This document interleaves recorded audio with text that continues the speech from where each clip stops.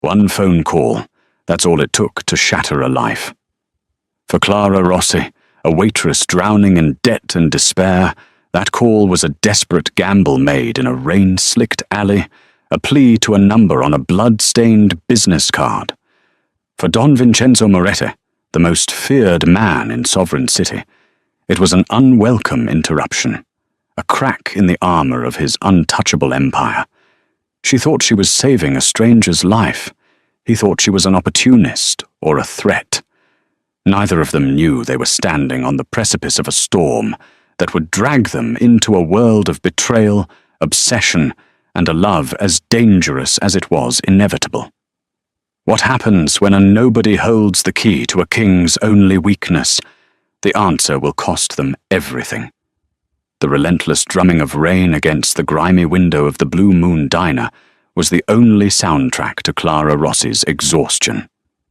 It was a Tuesday, which meant the city's forgotten souls congregated for the 2-for-1 coffee special, each of them nursing their lukewarm cups and their colder regrets for hours. Clara moved between the cracked vinyl booths like a ghost, her smile practiced and weary, her apron stained with the ghosts of 1,000 spilled coffees and ketchup disasters. Every slosh of the coffee pot, every clatter of cheap cutlery, was a tick of the clock counting down the seconds to foreclosure, to the day the hospital would stop her sister Sophia's treatments. Sovereign City was a place of brutal contrasts. From the diner's window, Clara could see the glittering spires of the financial district, piercing the storm clouds, monuments of glass and steel where men traded fortunes without ever touching a dollar. Down here, in the city's gut, people traded what was left of their dignity for another day's survival. Clara existed in that gut, her dreams long since digested by reality. At 11:30, the last of the stragglers had been shooed out into the wet, unforgiving night. Wiping down the sticky counter, her reflection in the streaked chrome of the napkin dispenser looked back at her, a stranger with dark circles under her eyes. She was 24, but tonight she felt 100. The day's meager tips, a crumpled collection of 1s and 5s, wouldn't even cover the overdue electric bill. A familiar knot of panic tightened in her chest. "All right, Sal, I'm heading out," she called to the cook, a mountain of a man who communicated primarily through grunts and the sizzle of his grill. He grunted in reply, not looking up from his newspaper. Stepping outside, Clara pulled her thin coat tighter. The alley behind the diner was a shortcut to the bus stop, a dark chasm between brick walls that always smelled of stale grease and damp concrete. Tonight, the rain had washed the air clean, but the shadows seemed deeper, more menacing. Halfway down the alley, her foot hit something soft. Not a discarded trash bag, but something that yielded with a low groan. Her heart leapt into her throat. She fumbled for her phone, the cracked screen casting a weak, flickering light. On the wet pavement lay a man. He was young, probably her age, dressed in clothes that screamed money even when soaked and stained. A tailored wool coat, designer jeans, and a watch on his wrist that probably cost more than her sister's life-saving medicine. A dark, ugly gash ran across his temple, and a crimson stain was spreading slowly from his side, mingling with the rainwater. He was unconscious, his breathing shallow and ragged. Panic seized her. Call 911. That was the first rule, but in this part of town, an ambulance often brought the police, and the police asked questions. Questions about a body in the alley behind your work. Questions that could get you fired, or worse, noticed. And for people like Clara, being noticed was always dangerous. Her trembling light fell on his face. He was handsome in a reckless, arrogant way, with sharp cheekbones and dark hair plastered to his forehead. He looked like one of the men from the glass towers, fallen from his throne. As she knelt, her hand brushed against his coat pocket. A hard rectangle, a wallet. Her hands shook, but a desperate, reckless impulse took over. She needed to know who he was. Inside the fine leather wallet, there was no cash, Just a series of platinum credit cards and a driver's license. Lorenzo Moretti. The name meant nothing to her, but behind the license was a single, stark, white business card, thick as cardboard. The engraving was simple, severe, and utterly terrifying. Vincenzo Moretti. There was no title, no company name, just the name and a phone number. Clara's blood ran cold. She didn't read the society pages or watch the news, but there were names in Sovereign City that you just knew. Names that were whispered in fear and reverence. Moretti was one of them. Vincenzo Moretti, the Lion of Sovereign City, the man who owned politicians, judges, and half the skyline she could see from the diner. A man whose business was death and power. This unconscious boy on the pavement was his son. Her mind reeled. The police were a bad idea, but calling this number felt like suicide. They would think she did this. They would think she was a witness, a loose end to be tied up. She should run. Walk away, get on the bus, and pretend she never saw a thing. Let the city swallow him up like it swallowed everyone else. But then, she looked at his face, at the pallor beneath his skin, the shallow rise and fall of his chest. He was just a boy, someone's son.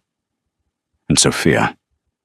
If it were Sophia lying here, Clara would pray for a stranger to have the courage she was currently lacking. That thought, the image of her sister's fragile smile, was the only thing that could have made her do it. Her fingers, numb with cold and fear, shakily dialed the number. It rang once, a stark, electronic sound in the oppressive silence of the alley. A voice answered, low and gravelly, like stones grinding together. It was a voice that held no warmth, no welcome, only absolute and unnerving authority. Yes? Clara's own voice was a reedy whisper. Hello? I'm looking for Vincenzo Moretti. There was a pause, a silence so heavy it felt like a physical weight. You found him, the voice rumbled. Who is this? She swallowed, the rain dripping from her hair onto the phone screen. My name is Clara Rossi. You don't know me. But I think I've found your son. He's hurt. He's lying unconscious on the street. Another silence, this one sharper, more dangerous. The lion was listening. Where? The single word was not a question. It was a command. Clara gave him the address, her voice trembling so hard she could barely form the words. The alley behind the Blue Moon Diner. Don't move, the voice ordered. Don't talk to anyone. Don't touch him again. We are 5 minutes away. The line went dead. Clara stared at her phone, the finality of the click echoing in the alley. 5 minutes. She had just 5 minutes until the most dangerous man in the city arrived. She looked down at the bleeding boy at her feet, then up at the dark, indifferent sky.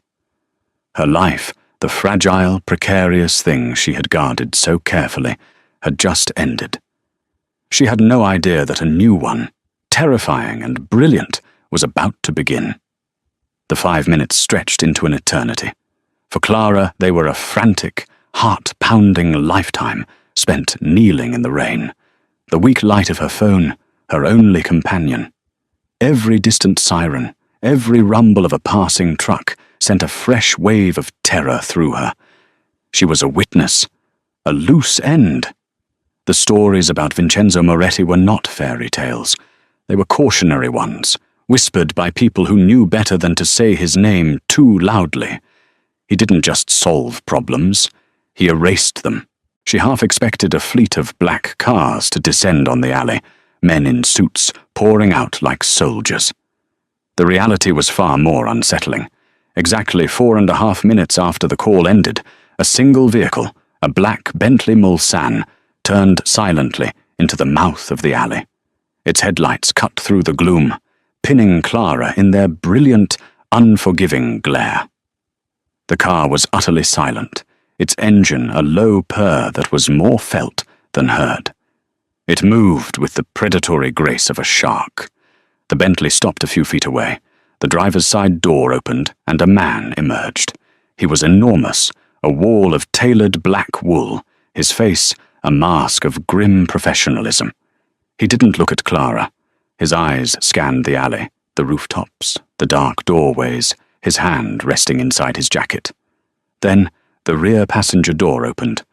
Vincenzo Moretti stepped out of the car and into the rain. The storm didn't seem to touch him. He wore no coat, just an impeccably tailored Brioni suit the color of midnight, which should have been instantly ruined by the downpour, but somehow wasn't.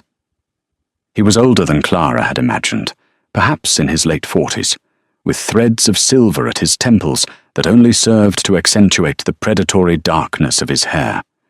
His face was all harsh angles and controlled intensity, a face that belonged on a Roman coin.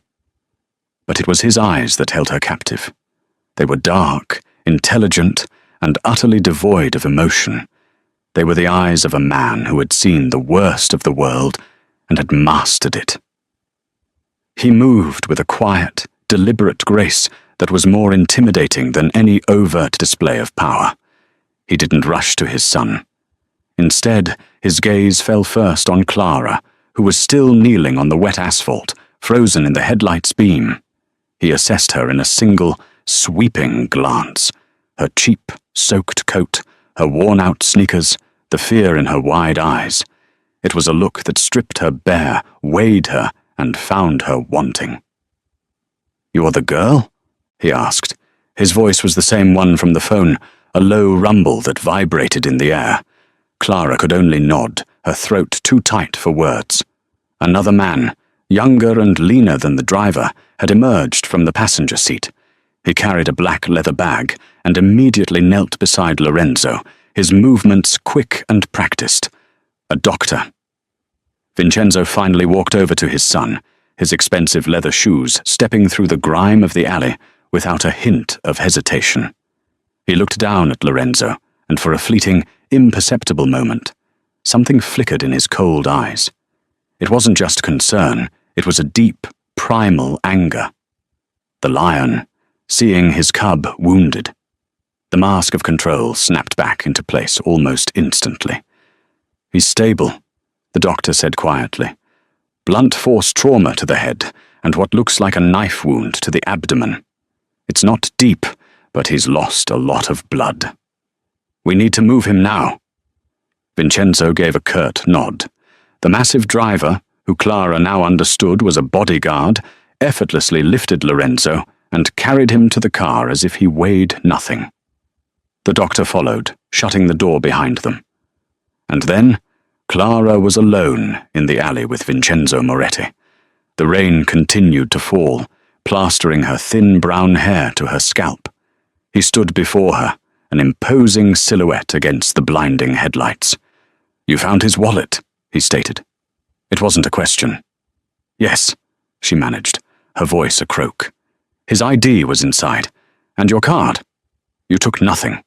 Again a statement. His eyes bored into hers, searching for any flicker of deceit. "No, of course not. I wanted to help him." Vincenzo took a step closer. The air crackled with a dangerous energy. He smelled of rain, expensive cologne, and something else.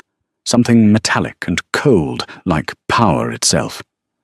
"Help him," he repeated, the words laced with a deep, chilling cynicism. People in this part of the city don't help a Moretti. They run, or they look for an angle. An opportunity. So I will ask you again, Miss Rossi. What do you want? The accusation in his voice was a slap. He saw her not as a good Samaritan, but as a scavenger. The injustice of it, on top of the fear and the cold, sparked a tiny ember of defiance inside her. "I don't want anything," she said, her voice gaining a sliver of strength. "I saw a man bleeding in an alley. I did what any decent person would do." A corner of his mouth twitched, a motion that was not a smile. It was something far more menacing. "Decency," he mused, as if it were a foreign word. "A luxury few can afford. You work in that diner. You live 3 blocks away, in the tenements on Ash Street. Your sister, Sophia, has stage 4 leukemia. The experimental treatment she needs costs $200,000 a year. You, Miss Rossi, cannot afford decency. Clara felt the blood drain from her face. He knew. In the handful of minutes since her call, he had unearthed the entire pathetic story of her life. The knowledge was a violation, a display of power so absolute it left her breathless. He hadn't just learned her name, he had unraveled her soul and found all her desperate, secret pains. So, he continued, his voice dropping to a conspiratorial whisper that was more terrifying than a shout. Let us dispense with the pretense. You found my son. You made a very intelligent call. You have my attention. Now, tell me what you saw. And then, tell me your price. He looked at her, expecting her to crumble, to name a figure, to finally reveal the greed he was so certain was lurking behind her frightened eyes. He saw her as a piece on a chessboard, a pawn to be moved or sacrificed. He had no idea that this pawn had a will of her own, and she was about to make a move he could never have anticipated. Clara stared at Vincenzo Moretti, the facts of her life laid bare between them like an autopsy report. He expected her to beg, to barter, to sell her story for a chance at her sister's life. The part of her that was drowning in medical debt screamed to do just that. Name a price. $200,000. A number that was both a fortune and a pittance to the man standing before her. It was the smart play, the one anyone in her position would make. But as she looked into his cold, calculating eyes, the defiance she'd felt earlier hardened into resolve. He had stripped her of her privacy, her dignity. He had assumed the worst of her. If she took his money, she would be confirming his cynical view of the world, and of her. She would be just another transaction in his ledger, and something inside her, something she thought had died long ago, rebelled. I saw a man who needed help, she said, her voice clear and steady despite the tremor in her hands. And I have no price. Vincenzo's expression didn't change, but a subtle shift occurred in his posture. He had been leaning forward slightly, the predator about to close a deal. Now he stood straighter, a flicker of genuine surprise in his dark eyes. He was a man who believed everything, and everyone had a price. Her denial was not just a negotiating tactic, it was a disruption of his entire worldview. No price? He repeated slowly. Miss Rossi, do not mistake me for a fool. Your sister is dying. You are one paycheck away from eviction. Do not insult my intelligence with false piety. I'm not, she insisted, shaking her head. The rain felt cold on her hot cheeks. Taking money for doing the right thing makes it the wrong thing. I won't sell my conscience, not even for my sister. The words felt hollow as she said them. What was a clear conscience to a dying child? But they were the only weapon she had. For a long moment, Vincenzo simply studied her. The noise of the city seemed to fade away, leaving only the sound of the rain and their breathing. He was re-evaluating her, reassessing his initial judgment. This was not going according to his script. Marco, he said, without turning his head. The lean, handsome man who had been standing silently by the car stepped forward. This was Marco Vescovi, Vincenzo's most trusted advisor, a man whose ambition was cleverly hidden behind a veneer of loyalty. Don Moretti, Marco said, his voice smooth as silk. Escort Miss Rossi home, Vincenzo commanded, and stay with her. Clara recoiled. Stay with me? Why, I'm not. You are a witness, Vincenzo cut her off, his tone leaving no room for argument. Until I know who did this to my son, you are the only link I have to them. That makes you a target, or it makes you a suspect. In either case, you will not be left alone. You are now under my protection. It is not a request. He turned and walked back to the Bentley, his movements fluid and final. He didn't look back. The car door closed with a solid, expensive thud, and the vehicle glided out of the alley, disappearing into the night as silently as it had arrived. Clara was left with Marco Vescovi. He had a charming smile that didn't reach his eyes. Miss Rossi, if you'll follow me. We have another car waiting." She had no choice. She was swept into a world she didn't understand, her protests dying in her throat. 20 minutes later, she wasn't at her shabby apartment on Ash Street. She was standing in the marble-floored lobby of the Sovereign, the most exclusive residential tower in the city, a building owned by Vincenzo Moretti. Marco led her to the penthouse elevator. "A precaution," he explained smoothly. "Your apartment is not secure. Don Moretti has arranged for you to stay here for a few days." The apartment, it was an insult to call it that, was a sprawling palace in the sky. Floor-to-ceiling windows offered a god's-eye view of the entire city, the glittering lights stretching out like a fallen constellation. The furniture was minimalist and brutally expensive. The art on the walls was original, and the silence was absolute. It was a cage made of glass and gold. A woman in a neat grey uniform appeared. "Miss Rossi, my name is Helena. I am the housekeeper. If you require anything, please let me know. There are clothes in the closet for you." Clara was too stunned to speak. She walked into the bedroom. The closet was larger than her entire apartment. It was filled with designer clothes, all in her size. On the bed, laid out neatly, was a set of silk pajamas.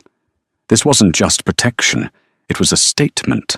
It was a way for Vincenzo to control her, to indebt her. The next morning, Marco appeared at her door. "Don Moretti would like to see you," he said. He led her not to an office, but to a private medical wing within the building. In a pristine white room that looked more like a luxury hotel suite than a hospital room, Lorenzo Moretti was awake. He was pale, with a bandage on his head and an IV in his arm, but his dark eyes were alert and sharp. Vincenzo stood by the window, looking out over his city. "Miss Rossi," Vincenzo said, turning to face her. "My son is alive, thanks to you." Clara looked at Lorenzo, who gave her a weak, slightly lopsided grin. "So you're the angel of the alley," he said, his voice hoarse. "My father said you wouldn't take any money. I didn't believe him." "I'm glad you're okay," Clara said, feeling awkward and out of place. Vincenzo stepped forward. He held a sleek, black checkbook. "I do not like being indebted to people, Miss Rossi. You saved the only thing in this world that matters to me. You refused payment, and while I find that unusual, I will respect it. However, you did not refuse help." He wrote something on the check, his movements precise. He tore it from the book and held it out to her. It was not made out to her. It was made out to the Sovereign City Cancer Institute. The amount was $250,000. "This is not a payment," Vincenzo said, his voice low and intense. "This is a donation to the hospital, earmarked for the experimental treatment program. Your sister's place in the trial is secured. It is done. There are no strings attached. You are free to go." Clara stared at the check, at the elegant, looping signature. Her vision blurred with tears. Everything she had fought for, prayed for, was right there in her hand. Sophia would live. It was a miracle. "Why?"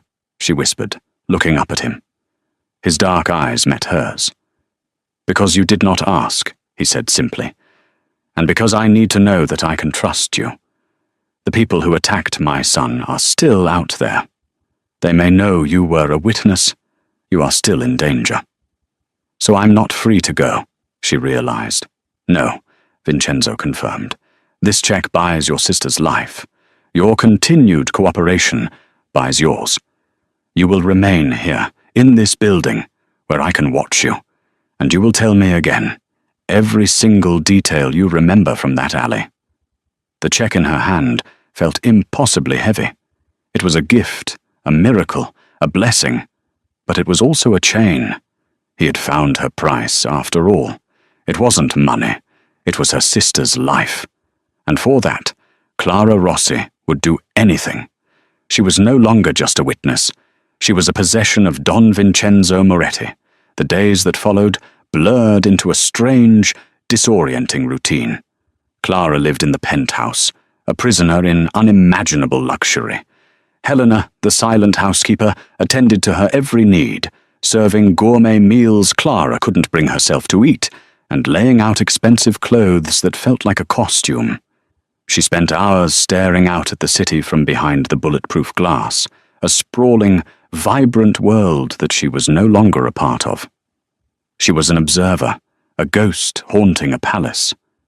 Twice a day, Marco Vescovi would escort her down to the medical wing to see Lorenzo. The younger Moretti was recovering quickly, his youthful constitution warring against his injuries. He was charming and flirtatious, treating his near-death experience as a grand adventure and Clara as its beautiful heroine. "You know," he said one afternoon, propped up against a mountain of pillows, "when I'm out of here, I'm taking you to dinner. Not some greasy spoon like that diner either. I'm talking about Le Ciel. You have to book a table 6 months in advance." "I'm not really the Le Ciel type," Clara answered quietly, her gaze drifting to the door, always expecting Vincenzo to appear. "We can change that," Lorenzo said with a wink. "A dress from Valentino, some diamonds. My father can afford it." He saw her as a project, a beautiful stray to be cleaned up and paraded.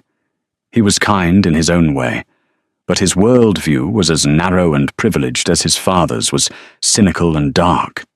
He didn't understand that the clothes and the diamonds were not a gift, but the bars of her cage. Vincenzo was a far more sporadic and unsettling presence.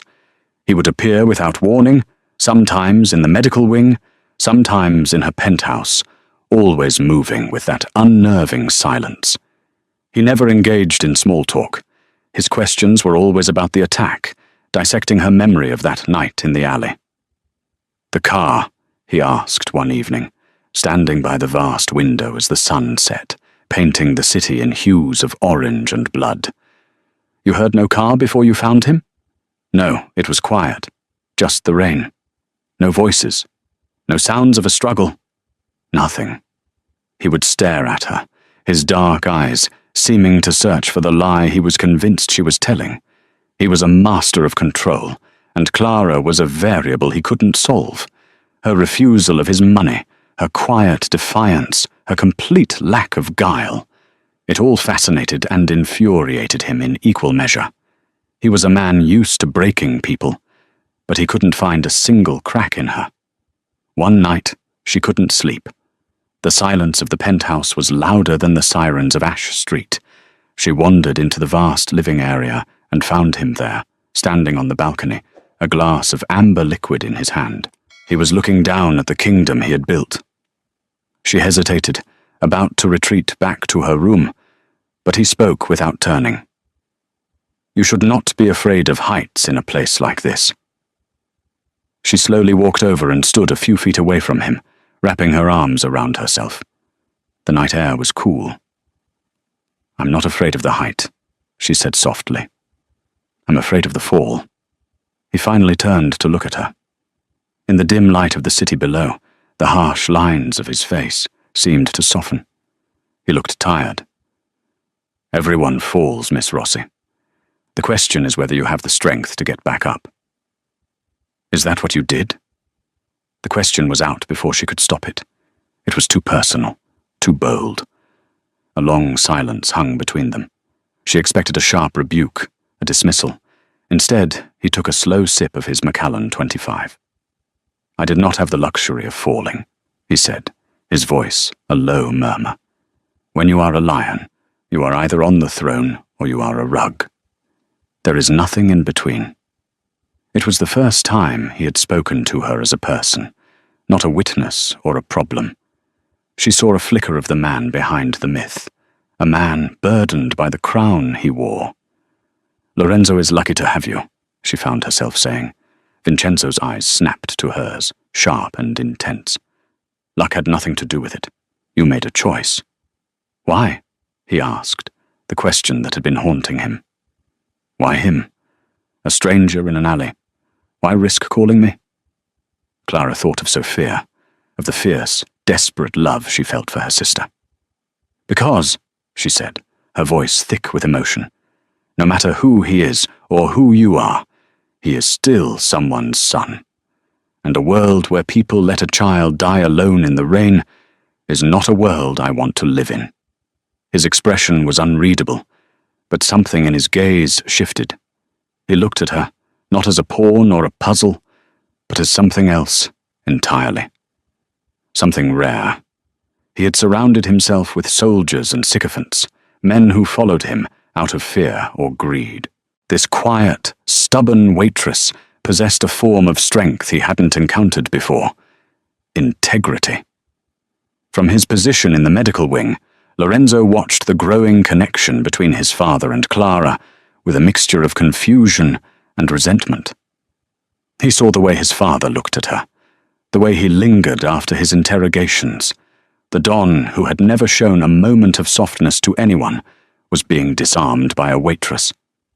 Lorenzo had brought her into their world, and now he felt like he was being pushed out of it. His gratitude for being saved began to curdle into jealousy. The gilded cage had 3 occupants now, and the tensions within its walls were becoming as dangerous as the threat lurking outside. A week after the attack, Sovereign City began to feel the pressure. Vincenzo Moretti was on the hunt, and when the lion was hungry, the entire ecosystem felt it. Shipments went missing from the docks controlled by the rival Falcone family. Key Falcone businesses were suddenly buried in regulatory inspections, and several of their top enforcers were arrested on long-forgotten warrants. Vincenzo was applying his power like a surgeon's scalpel, precise, deep, and designed to cause maximum pain with minimal noise. The consensus, carefully curated by whispers in the right ears, was clear. The Falcones had finally crossed the line. Attacking the Don's only son was a declaration of war. Marco Vescovi was the most vocal proponent of this theory. It was Antonio Falcone, Marco insisted, during a meeting in Vincenzo's stark, modern office. It has his signature all over it, a sloppy public attack meant to provoke. He's trying to show us he isn't afraid. We need to retaliate, a show of force. We hit him back, hard and fast, before he thinks he has the advantage. Vincenzo sat behind his massive obsidian desk, steepling his fingers. He listened, his face an unreadable mask, but his mind was elsewhere. The Falcone theory made sense. It was the obvious answer, and Vincenzo Moretti had built his empire by never trusting the obvious answer. Antonio Falcone is a peacock, Vincenzo said, his voice a low growl. He is vain and stupid, but he is not suicidal. He knows what would happen if he touched Lorenzo. This was too reckless for him. It feels personal. What could be more personal than a family rivalry? Marco pressed, a hint of frustration in his smooth voice. Vincenzo's gaze drifted towards the security monitors on his wall. One of them showed a live feed of the penthouse garden, a lush green space on the roof of the skyscraper. Clara was there, sitting on a stone bench, reading a book. Even in the grainy black and white image, her quiet stillness was captivating. She was the one inconsistency in the entire equation, the one pure element in a world of deceit. His visits to her had changed. They were less like interrogations and more like conversations. He found himself asking about her life, her sister, the books she read. He learned that she loved classic literature, that she had dreamed of being a teacher before her sister got sick, that she possessed a simple, unshakable moral compass that he found both naive and fascinating. She was like a visitor from another world, and he, the king of his dark domain, was inexplicably drawn to her light. One evening, he found her in the penthouse library, a room she had gravitated to naturally. She was running her hand over the leather-bound spine of a book. "Do you read Dante?" he asked from the doorway. She jumped slightly, not having heard him approach. "A little. in college, before I had to drop out. I always loved the idea of the journey, of walking through hell to find paradise. "There is no paradise, Miss Rossi," he said, stepping into the room. "There is only one hell, and then another, slightly less painful hell." "I don't believe that," she said softly, turning to face him. "There has to be something good, something worth fighting for." He walked closer to her, the space between them shrinking until it was charged with an unspoken energy. He could smell the clean, simple scent of her shampoo, a stark contrast to the heavy perfumes of the women who usually occupied his world. "And what do you fight for?" he asked, his voice barely a whisper. "For hope," she answered, her gaze unwavering. "For the belief that even in the dark, there's a reason to look for the light." He reached out, his calloused fingers gently touching her cheek. Her skin was soft, warm. It was an impulsive, uncharacteristic gesture, one that surprised them both. For a heartbeat, the world stopped. The Don and the waitress, the lion and the lamb. Clara didn't pull away. She leaned into his touch, her eyes searching his for something she couldn't name. It was a moment of profound, terrifying connection, a crack in the foundations of both their worlds. The moment was shattered by the buzz of his phone. He pulled his hand back as if burned, his mask of control slamming back into place. It was Marco. "We have a problem," Marco's voice said, tight with urgency. "One of the men we picked up, a Falcone soldier. He's talking. He says the hit on Lorenzo wasn't from Antonio. He says the order came from inside." Vincenzo went still. "Inside?" "That's what he's screaming. He said the man who paid him wasn't a Falcone. He described him. Tall, lean, always wears a silver ring on his right pinky finger."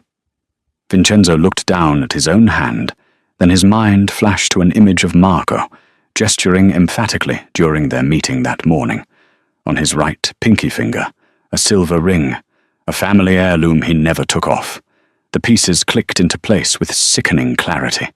Marco, fueling the war with the Falcones to create chaos.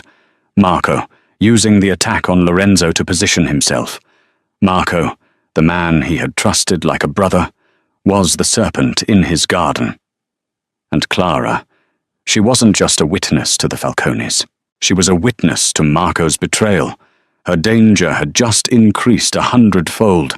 He had brought her into his world to protect her, but he had only placed her in the very center of the storm.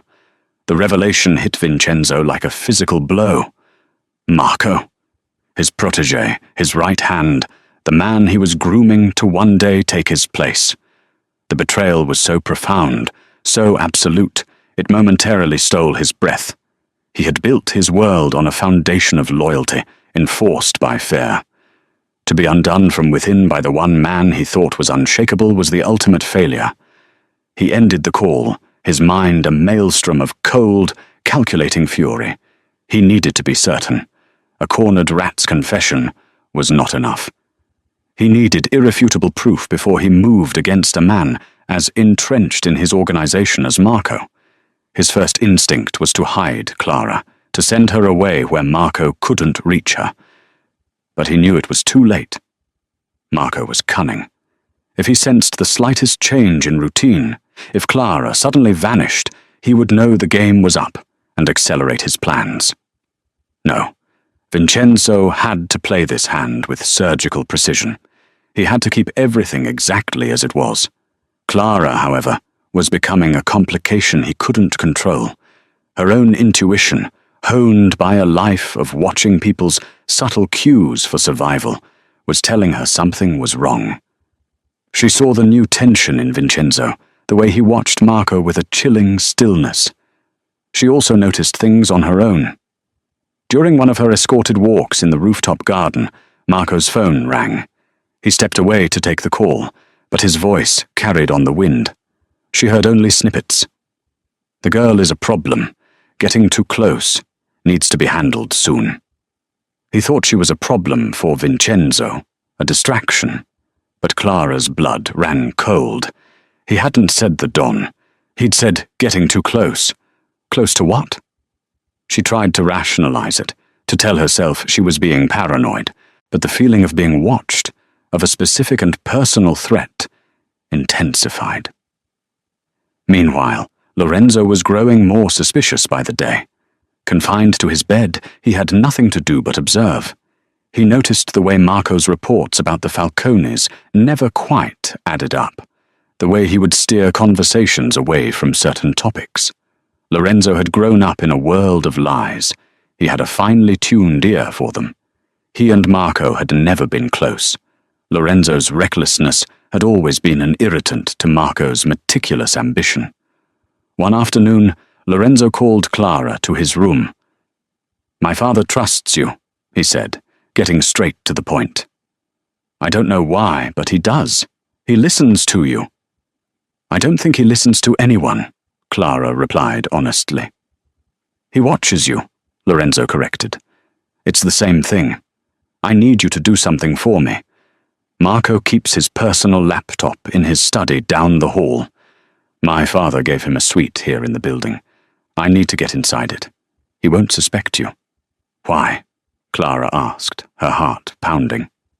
"What are you looking for?" "I don't know yet," Lorenzo admitted. "But my father taught me one thing. When a story is too perfect, it's always a lie. And the story Marco is telling about the Falcones is perfect." An unlikely alliance was formed, born of shared suspicion. Clara, terrified but resolute, agreed.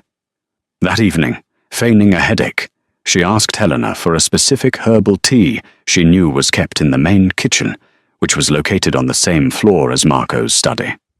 While Helena was gone, Clara slipped away. Her hands trembled as she used a keycard Lorenzo had given her, a MasterCard he had borrowed from a guard, to open the door to Marco's suite. The study was immaculate, cold, and impersonal, just like its owner.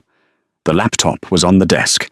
She didn't have the password, but Lorenzo had told her what to look for: a USB port in the back. She inserted a small flash drive he had given her, which he claimed contained a program that could copy recent files in seconds. As the files copied, she heard footsteps in the hallway. Panic seized her. She pulled the drive, slid it into her pocket, and flattened herself behind a heavy curtain just as the door opened. It was Marco. He walked in, but he wasn't alone. With him was a man Clara recognized with a jolt of pure terror. He was one of the men from the diner on the night of the attack, a customer who had been staring at her just before she'd gone out to the alley. He hadn't been a customer. He had been a lookout. "Is it done?" the man asked. "Almost," Marco replied, his voice a venomous hiss. "The Don is ready to move on the Falcones.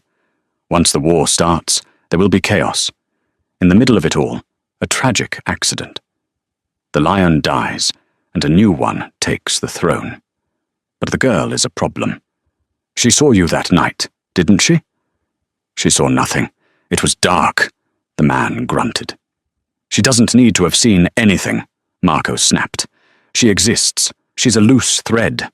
And after I take care of Vincenzo, she will be my first loose end to tie off. Permanently." Clara held her breath, her body rigid with fear.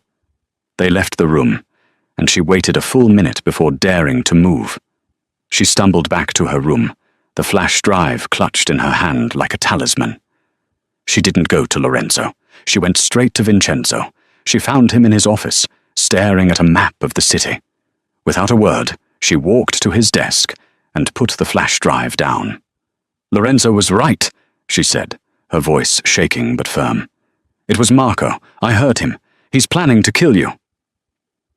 Vincenzo looked from the drive to her face, his expression grim. He had come to the same conclusion through his own channels, but her confirmation, the raw terror and courage in her eyes, was the final piece of the puzzle. He had put her in the path of a monster, and she had walked through fire and brought him the proof. He picked up the drive. "Marco has made 2 mistakes," he said, his voice dangerously soft. "He underestimated my son. And he underestimated you." He stood up and walked around the desk to stand in front of her. "He will not make a third." The air in Vincenzo's office became deathly still. The game was over. All that remained was the final, brutal move. Vincenzo inserted the flash drive into his computer. The files that Clara had copied were encrypted, but it took his technicians less than 10 minutes to break them. On the screen were bank records, offshore accounts, a series of multi-million-dollar transfers from an unknown source, with the final, largest payment scheduled for the day after the planned hit on the Falcones. There were also encrypted emails, communications not with the Falcones, but with a Russian syndicate looking to gain a foothold in Sovereign City. Marco wasn't just staging a coup, he was selling the entire Moretti empire to the highest bidder. Lorenzo, the heir, was meant to be the first casualty. Vincenzo, the king, was to be the last. Vincenzo's face was carved from granite. The betrayal was deeper and more absolute than he could have ever imagined. He looked at Clara, who stood pale and trembling but refused to look away. She had not only saved his son, she had now saved his kingdom. "He will know I was in his room," she whispered. "He'll come for me." "Yes," Vincenzo said, his voice a low, chilling promise. "He will. And we will be ready for him." His plan was simple, elegant, and deadly. He would let Marco think his scheme was proceeding perfectly. He publicly announced a full-scale war council for the next evening, a meeting of all his capos to plan the strike against the Falcones. It was the event Marco was waiting for, the moment Vincenzo and all his loyal men would be gathered in one place, a perfect target. Marco would use the chaos of the meeting to eliminate Vincenzo, but Marco's primary leverage, the one thing he believed he could use if things went wrong, was Clara. Vincenzo met with Lorenzo, explaining the final moves of the game. "He will take the girl," Vincenzo stated. "He believes she is my weakness. He will use her as a shield." "You can't let him get to her," Lorenzo insisted, his face tight with anger. "I am not letting him," Vincenzo corrected. "I am counting on it." The next evening, the trap was set. Vincenzo left for the War Council, a staged meeting at a secure warehouse across town. He left Clara in the penthouse, seemingly with a reduced security detail, a deliberate vulnerability. As Vincenzo's car pulled away from the building, Marco made his move. He used his override codes to disable the cameras on the penthouse floor and dismissed the guards with a story about a new protocol from the Don. Clara was waiting in the living room, her heart hammering against her ribs. She was the bait. The door slid open, and Marco stepped inside, a silenced pistol in his hand. His charming smile was gone, replaced by a look of cold, predatory triumph. "What a shame," he said, his eyes roaming the room. "All this luxury, and you won't get to enjoy it for much longer." "Where is he?" "He's gone," Clara said, her voice surprisingly steady. "To the War Council. He's going to destroy the Falcones." "Oh, I doubt that," Marco sneered. "There are other plans for tonight. You and I are going to take a little trip. Insurance." He grabbed her arm, his fingers digging into her skin like claws. He dragged her towards a private service elevator, the one he planned to use to exit the building unseen. But as the elevator doors opened, he stopped. It was not empty. Vincenzo Moretti stood inside, flanked by two of his most loyal and most lethal enforcers. He was not at the warehouse. He had never left the building. Marco's face went white with shock. In a split second, he reacted, yanking Clara in front of him, pressing the cold muzzle of the pistol to her temple.